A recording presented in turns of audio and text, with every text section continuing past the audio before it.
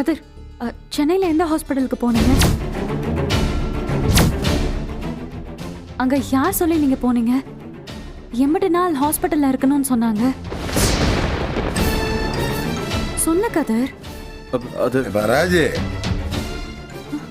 சொன்ன கேளுப்பா, விடுப்பா, அதை பற்றி அப்புறம் பேசிக்கலாம். இப்போ என்ன அவன் இங்கே தானே இருக்க போகிறேன், இதை பற்றி அப்புறம் பேசிக்கலாம், விடு. நான் பெரிய அண்ணன் பழனின்னு எல்லாரும் நல்லா தான் இருக்கோம்.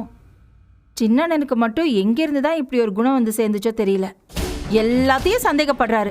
எல்லார் மேலேயும் சந்தேகம் அவருக்கு. ஏய், இந்த புலம்புறத குறடி. ஓ, போய் தூங்கு. இல்லை கதிரு, என் கூட வாடா. அப்பா, தம்பி எங்கப்பா கூப்பிடுறீங்க? ஏலே, ஒரு முக்கியமான வேலை இருக்குடா.